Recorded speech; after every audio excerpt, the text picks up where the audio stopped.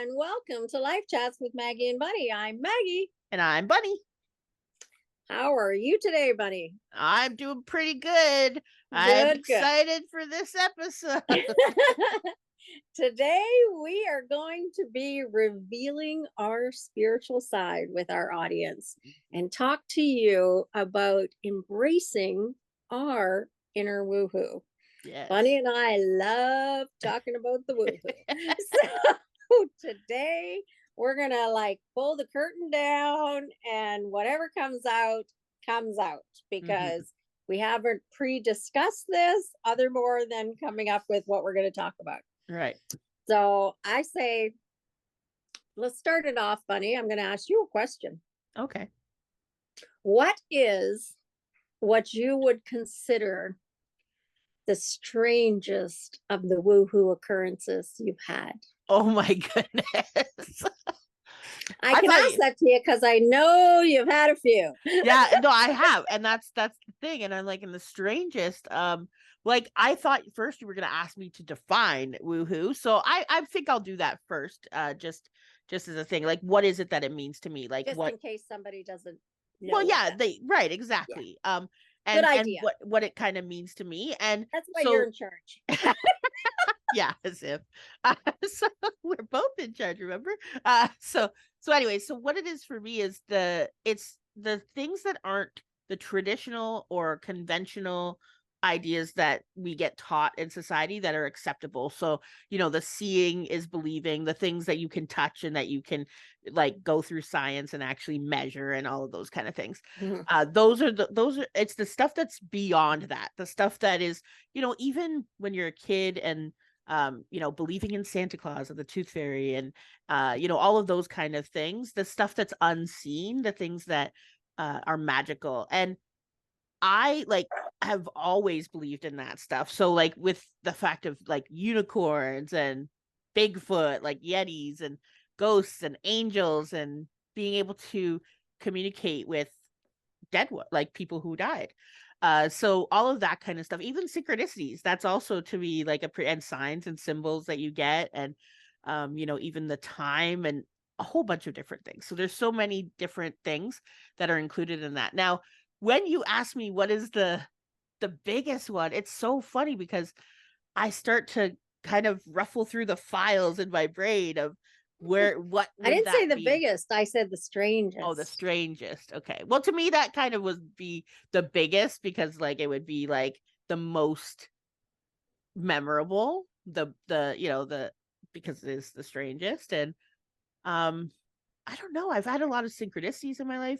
I think this is probably going to be, but it's probably going to be the time that I saw Steve in my room at nighttime a couple of months after he died. I was asking him, to so I'll go a little bit back, and just for people who don't know, Steve is my late husband who passed away December 8th of 2017. And I was working at the time in a call center, and every time I had a break or lunch, I would call him and talk to him the whole time. And he was kind of the reason that I stayed in that job as long as I could, because he was the way that I kind of let out my stresses and my annoyances and everything.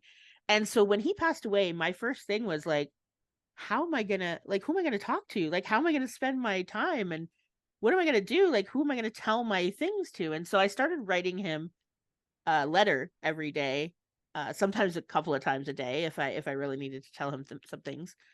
And on this particular night in February, probably, like I said, it was somewhere around the 8th of February, could have been a few days before, a few days after.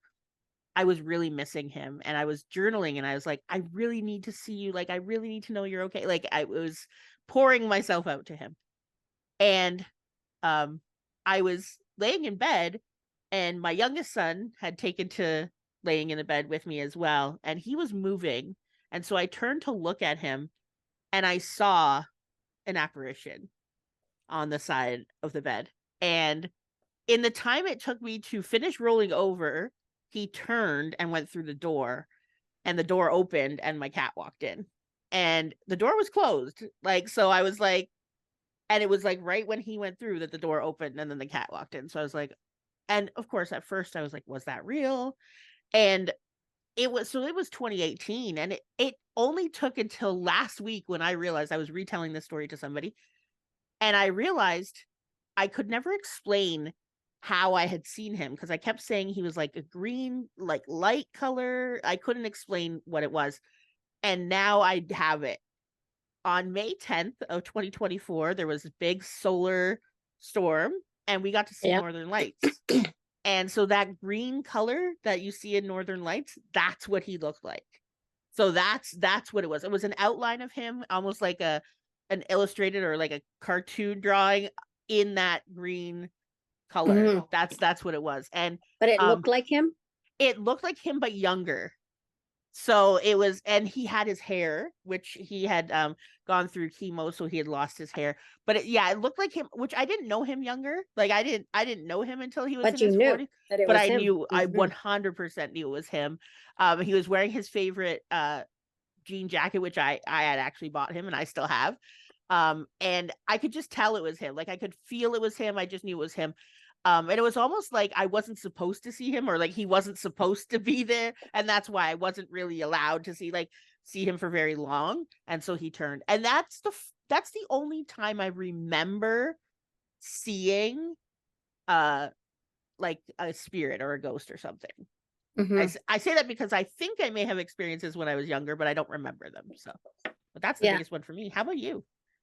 Well, probably the weirdest, strangest one for me that kind of began my whole journey into the woohoo a little further was when my mother was dying and visited my coworker, because I had never heard of it before, that somebody close to death could even possibly go visit somebody. Right. And I mean, my mom had never met this coworker. But yet the coworker knew that this person coming to talk to her was my mother. Knew. And didn't just do it one time, did it over the course of weeks, and talked to her about things that I needed to heal in my life. Right. So miraculous, because there is no way this woman would know those things, because I had only just started working with her a few months before. And like, she wouldn't even know the things that she later told me that my mother told her. Like, there was no doubting that my mother went to her, right? That my mother's spirit went to her. There was no doubting it, because there is no way on this earth she could have found out the things that she found out. None whatsoever. Right. So that was probably the strangest thing, and probably the most powerful thing that impacted my spiritual journey. Right. Because it went against everything that I had been taught growing up about spirituality and about Christianity and that type of thing. Totally went against what I had been traditionally taught. Right. So it caused those worlds to collide and go, whoa. And it was probably more than a year before I could even talk about it. Really? Outside of my just talking to that girl, because like, I knew people would think maybe I was strange, because at minimum, at minimum, because that doesn't happen. People don't travel between life and death. Even though my mom did for months. Like, she was here, but there, she traveled between both realms for quite some time. And so not only does that not happen, but the fact of it also colliding with what I believed spiritually. And so that kind of rocked my world enough that I had to look into it. I had to figure out what was going on. And it kind of was the gateway for me into the woohoo. It's funny you say that, because that is like, even Steve's death also kind of pushed me more into the woohoo world, the woohoo side, the spiritual side, to like and a lot of times people do talk about that, how a family member's death or somebody close to them, that their death would sometimes even a pet or something like that would actually Mhm. open, and it's Yeah. almost like because like their death kind of thins the veil for you a Yes. little bit, so that you can kind of like almost like they're an anchor on the other side that kind of Yeah. helps you And that's cross kind over. of how it was explained to me when I finally did get up the courage. And I'm Hmm. talking courage because when I finally did get up the courage to talk to a spiritual mentor, at the risk of outing myself Yeah. that this happened, when I did get up the courage to talk about it, that's the way he explained it to me, is that the veil between life and death, when somebody is nearing death and you're with them, that veil opens. Hmm. And if you're somebody who is open to the other side, it opens a little more and it opens a Hmm. little more. And now, with what I do as a death doula and working with the dying and the grieving, like, I don't even know if I have a curtain Yeah. because it kind of just came open and many things happened. And so it was when that was confirmed to me, that maybe I wasn't crazy, Yeah. maybe it really was real. That opened the door for me to invite the reality of this new reality. Hmm. And, I had always grown up believing and being taught that I could talk to God. Right. So if I could talk to God, why Yeah. couldn't I talk to angels? Why couldn't And I talk to spirits? Why couldn't I talk to beings? yeah, and we've discussed, so just for our listeners who don't know, Maggie was raised in a religious background, and I was raised more in a scientific background, but both of us still have that like 1 foot or even a peeks into the spiritual side for our whole life too, right? You didn't agree with all of the things that you had been taught in the traditional organized Mhm. religion way. You didn't agree. You questioned, is what I I should say. didn't You questioned. understand. It didn't. Yeah. Some things didn't make sense. Yeah, yeah. And I had the same thing with the science stuff, right? I was like, but how do you explain these things?" Like your science, because science is very rule rigid, like Yeah. this is the equations and that sort of stuff. So, but we did talk about how I said, well, I find it funny that religion will say, that you can't do this stuff, but like literally the Bible is like angels talk, God talks through people, like Jesus got up and like showed, like after he died, he came out, He and came out of talked to the people. tomb and talked to, Yeah, he, as a dead person, yeah, talked to live people. yeah. So, So, and that's the way it was explained to me when I spoke to this spiritual mentor. And, I said, I apologize if I'm crazy, mm, but this is what's been happening. And he just looked at me and he said, well, why does that seem so strange to you? Because the Bible's full of people yeah, talking to full, dead people. The full. Bible is full of people that had dream Yep, interpretations, that people would dream dreams and and it gave would them come true. insight. Yeah. Yeah. So it's, to me, it's full of that intuitive stuff. Hmm. So why is it that religion teaches one is correct and one is so wrong to the point of you're damned if you go into it? Yeah. And that was me coming into my own realization that quite possibly I wasn't taught the whole story. Right. And I got chills right And now. and Like, at that time, even my family and friends, when I started on this journey, were fearful for me that of I was going course. into the big dark side. Hmm. And the way that I explained that and what I said to people is, you need to trust that God Hmm.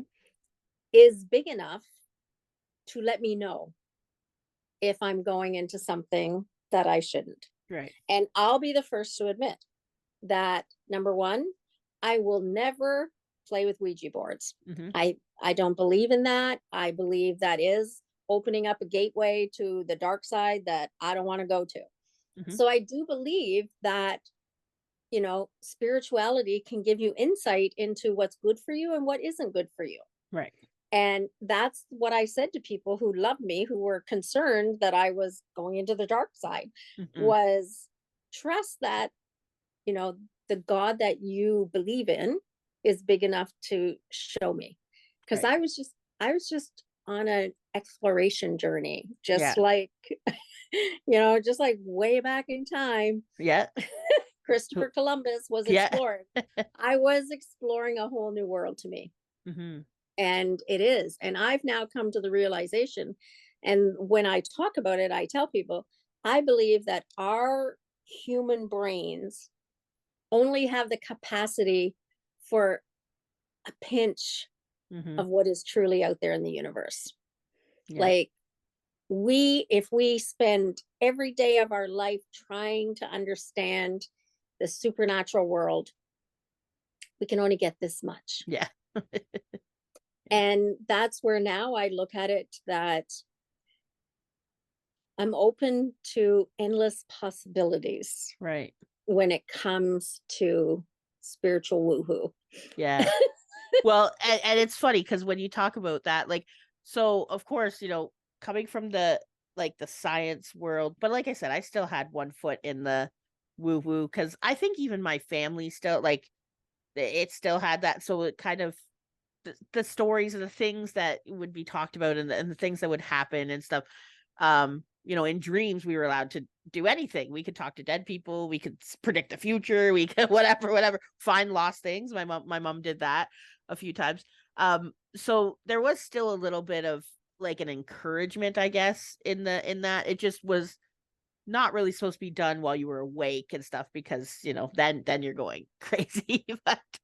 Um but sometimes those things are again based in fear and based in a way of like the traditional conditioning, because like I said, even without having even science or religion, but like our TV shows and our movies, like if you think about the horror movies that we watch and the TV shows, even like I'm thinking about like Ghost Whisperer or things like that, and like they'll show like gory images or they'll show like things flying around the room and like Yeah, people getting pushed down the stairs, like all of those kind of things. So it does, like if you're afraid of it, you're not going to see the stuff, you're not going to experience the stuff the same right, way because you're going to like block it out. And I firmly believe that also, like if your loved ones are gonna like make you afraid, they're not going to come to you, right.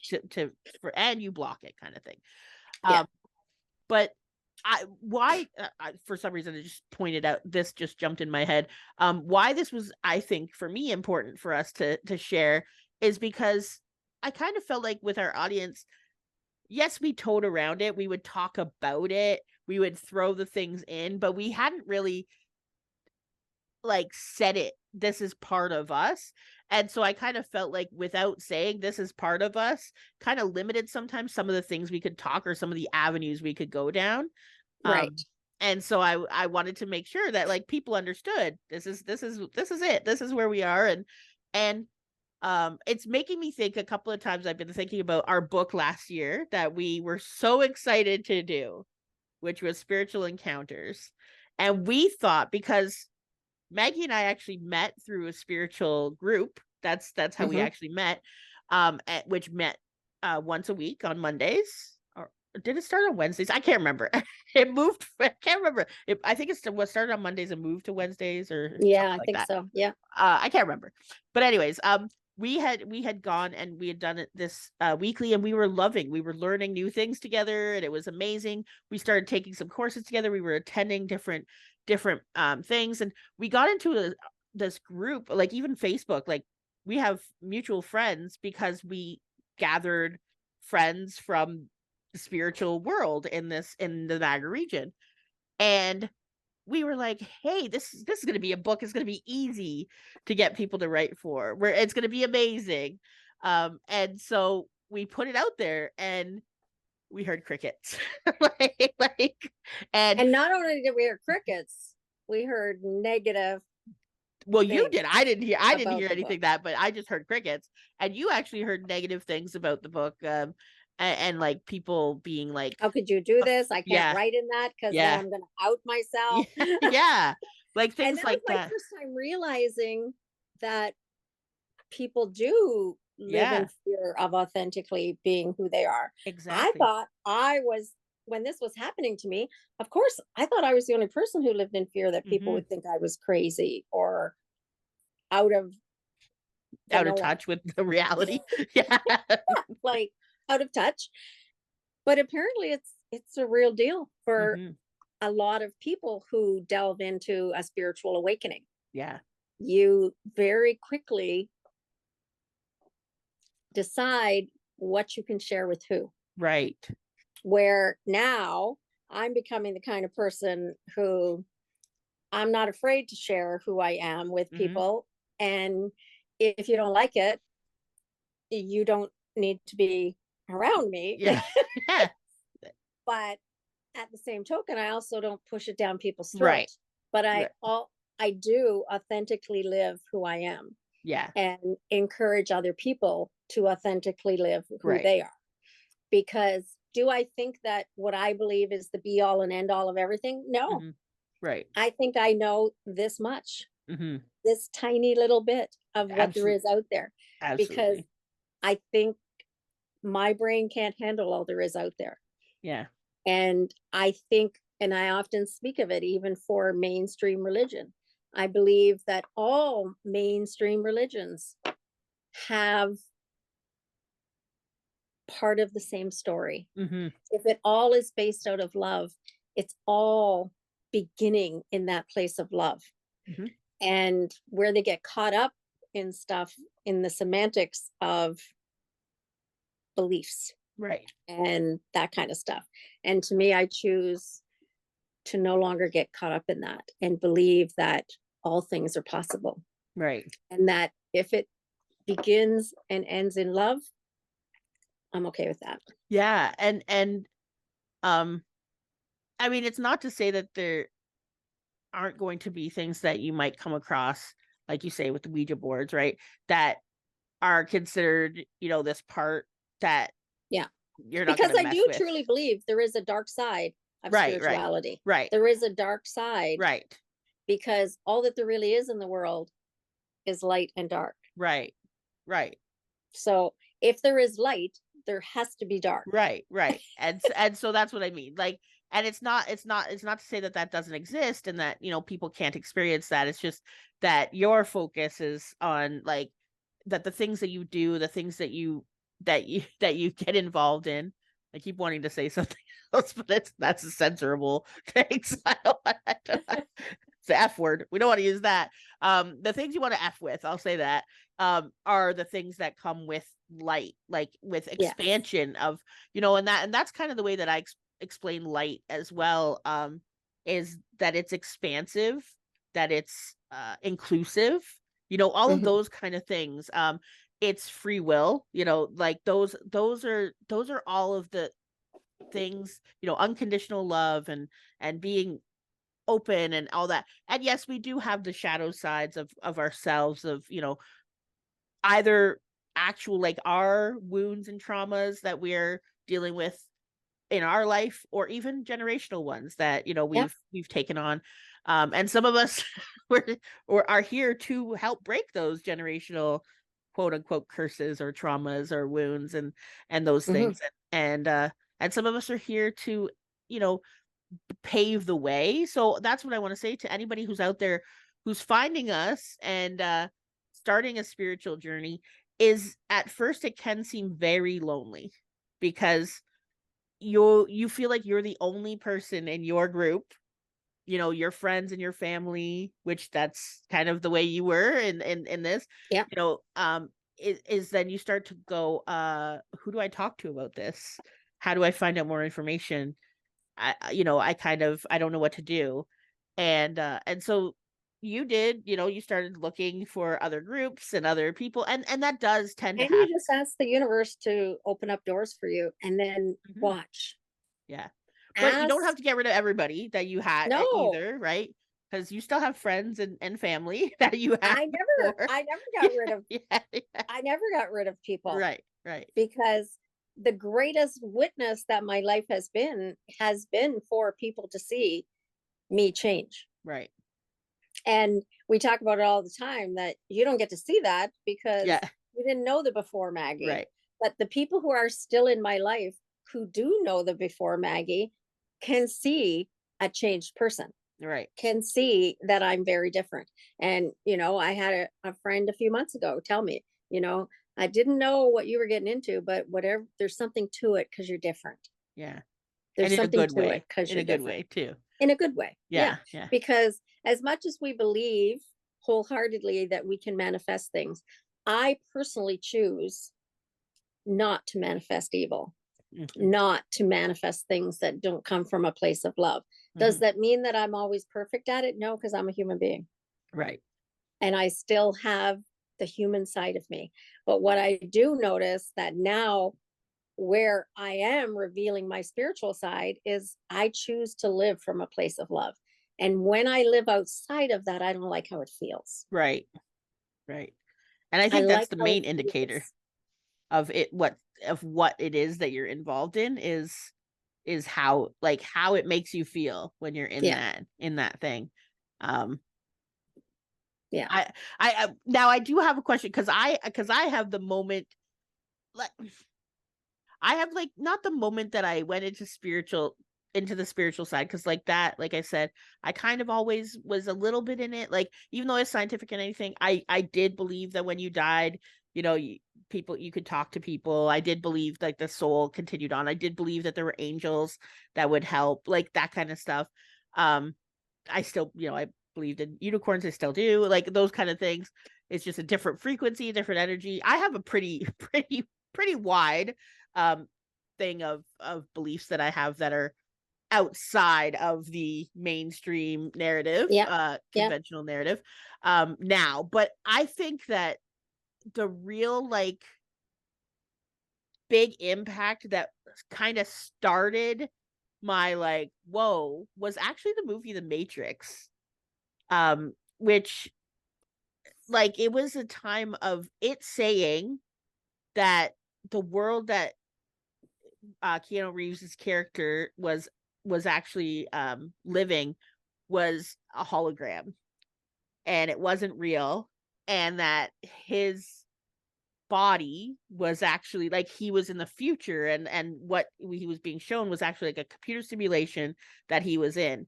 And in that moment, when I saw that movie, I was like, wait, that could be real. Like, and it had me questioning reality, like the way that Hmm. I perceived it and what I had been told, and that kind of thing. And it stepped out, like, it I don't know necessarily that I, think that we are in that exact thing that I had in Matrix, but it did allow me to understand the concept of, like, a higher self being plugged into the body, Yeah. and that, the higher self, because it's kind of like, yeah, like, the soul, like, the thing that is eternal of me, of Buddy, that will carry on after I die. And as Abraham Hicks will say, like, the meat suit, after my body is it stops working, and I transition into, it's like, kind of like my soul just kind of unplugs from the body and retains all the memories and experiences and everything that I've had.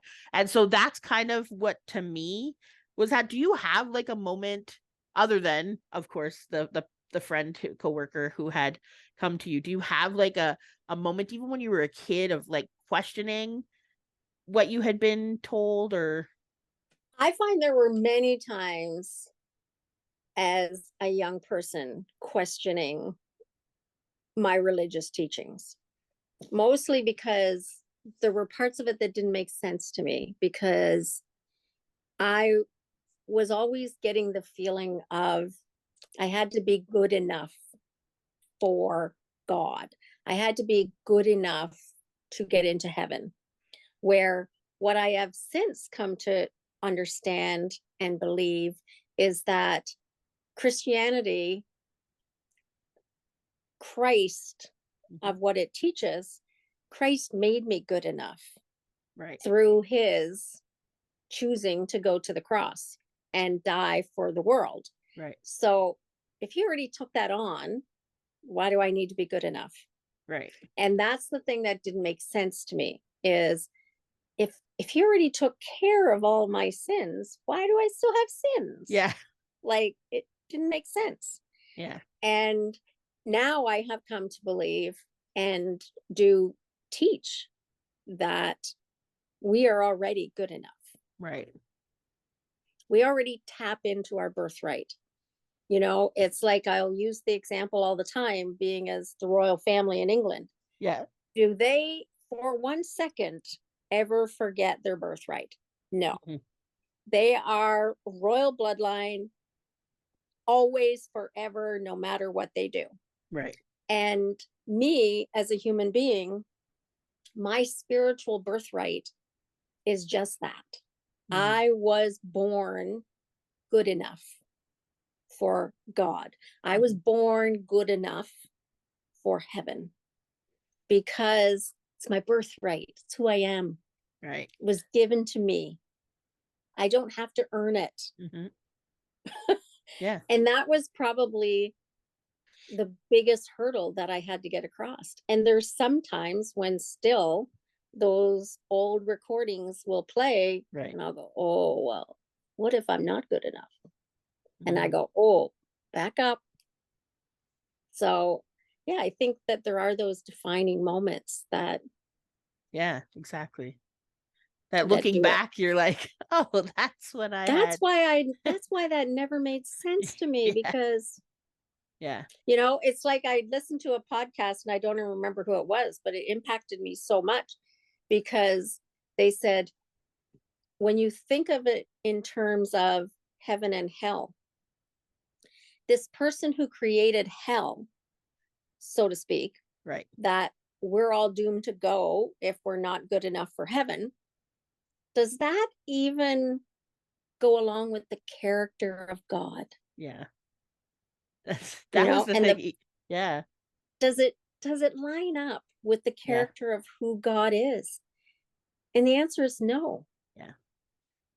As a kid, that was my biggest like question, or my biggest like, well, there were two, but that was really a big one, was the idea of hell, and the idea that, if this loving God, who was our father, who like created us in his image and in all perfection and in all this, that he would be like, oh, you darn screwed up, now you're gonna eternally like pay for, and you can never redeem yourself. Because yeah, even as a kid, I always knew that people could redeem themselves. I had seen people Yeah. who even who change their lives, turn their lives around, and like Yeah. were loving, caring people. So I was like, and I always could see like the good in people too. And so to know that there were good in people, and that all it took was like one little choice that they would make, and they could just at any Yeah. moment be somebody And new. those kind of things impact you from a very young age, Yeah. because I remember, and I don't even remember how far back it went, Hmm. but I remember as a young child thinking that I could just accidentally end up in jail, Mm. that I could just Like as a end up kid. in prison, like as a kid, Wow. thinking, I could just, and I used to have nightmares of Wow. going to jail. And it was like, I don't remember even how far it went, that it grasped me that I had to do something to Yeah. get sent to prison Right. as a human being, because I just thought you could just accidentally screw up and go Mm. to jail.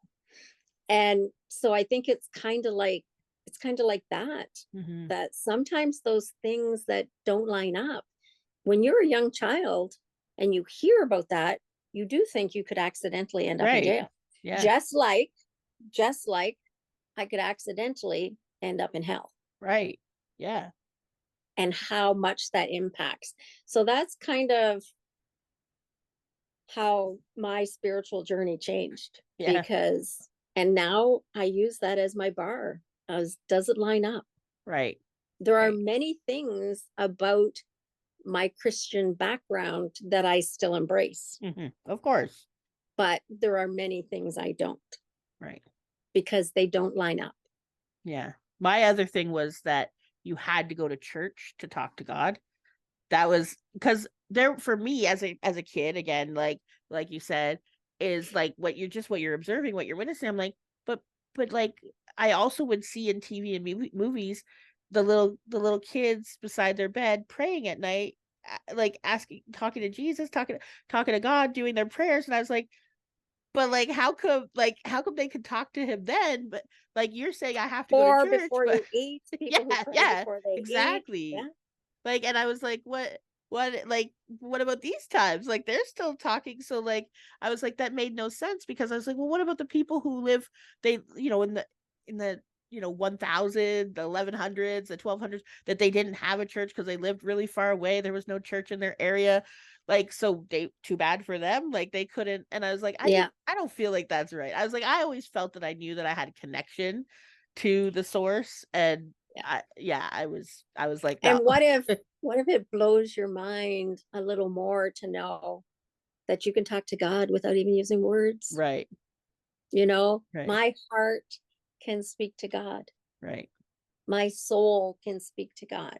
Right. My tears can speak to God. Mm-hmm. Like, yeah. Yeah.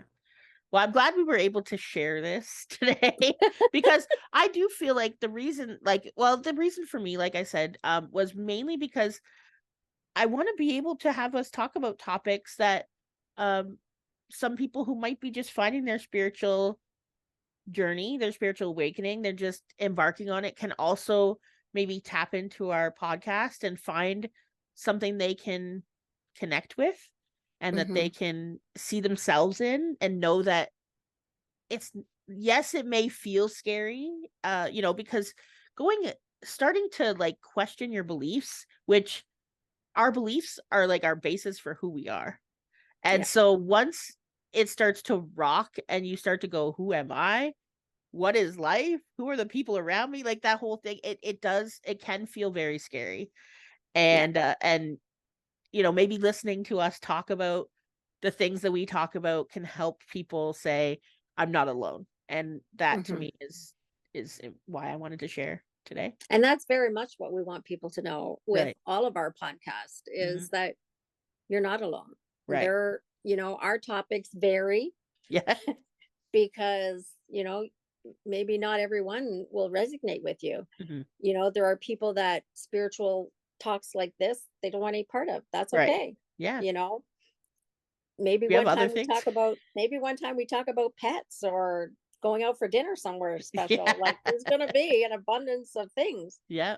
But it's all about letting people know that in this journey of life, we are not alone. Right. Exactly. In more than one way. Absolutely.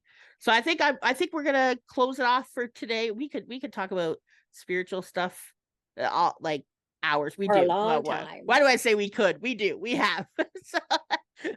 So I think that we'll save that for our other episodes to have people coming back and listening to us. And but in the meantime, if you want to be a guest on our podcast, we're always looking for guests. You can email us at ataboveandbeyond@gmail.com or visit our website. You can visit our website to find other ways to contact us. Also, to find out what books we're going to be writing and if you would like to include yourself in that and the other things that we have to offer. Who knows where we're going with that. So that's ataboveandbeyond.com. Yeah. And otherwise, see us every Monday at 11 a.m. on Facebook, YouTube, and everywhere else you get your podcasts. Bye for now.